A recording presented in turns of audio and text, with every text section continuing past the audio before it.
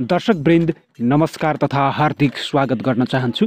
National news TV हेरेर बस्नुभएका तपाईँ सम्पूर्ण दर्शकवृन्दमा आजको यो बसाइमा पनि म तपाईँको माझमा उपस्थित भएको छु र आजको यो बसाइमा हामी कालापानीको देउसी भैलो कस्तो हुन्छ त, कालापानीका जनताले पनि के देउसी भैलो खेल्छन् त, कालापानीका जनताले खेल्ने देउसी भैलो कस्तो हुन्छ त, हामी तपाईलाई देखाउन गइराखेका छौँ। आजसम्म कसैले नदेखाएको र कतै पनि नभेटिएको, तपाईले खोजेर नभेट्ने भिडियो हामी तपाईको माझमा लिएर आएका छौँ। यो भिडियो मन परेको खण्डमा शेयर गर्नुहोला, तर त्योभन्दा पहिला तपाईले फुल टाइम हेरेर साथ दिनुहोला है त।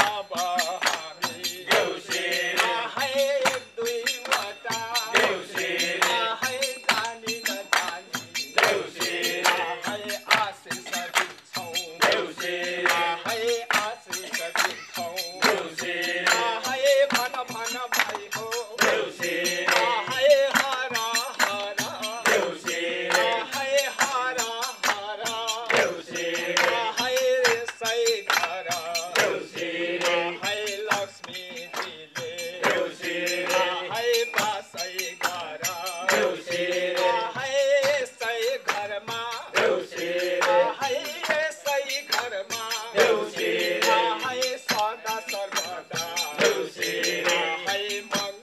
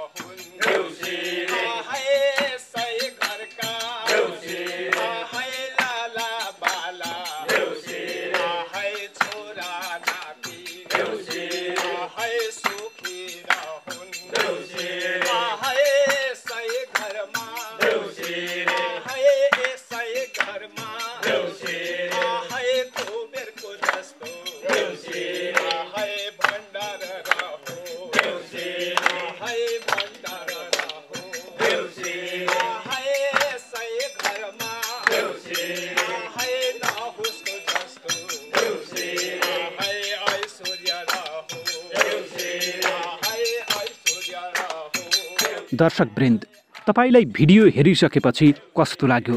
कालापानीका जनताले खेल्ने भैलो, कालापानीका जनताले खेल्ने देउसी तपाईँलाई कस्तो लाग्यो?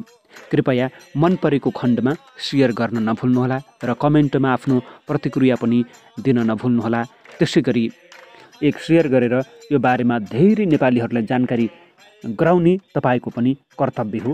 त्यसैले जानकारी गराउनुहोला, किनकि कालापानी क्षेत्रको गुन्जी, कुटी र नाबी यी गाउँहरू अहिले भारतीय कब्जामा रहेका छन्। त्यहाँका जनताहरू पनि एकदमै पीडित रहेका छन् भन्ने कुरा उनीहरूको यो नेपाली कल्चरबाट पनि हामी बुझ्न सक्दछौँ।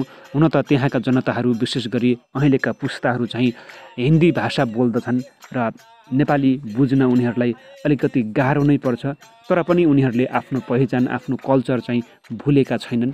त्यसैले पनि उनीहरूलाई स्याल्युट भन्नुपर्छ। र यति भन्दै आजको यो बसाइबाट मलाई पनि आज्ञा दिनुहोस्। नमस्कार, जय देश, जय ग्रेटर नेपाल।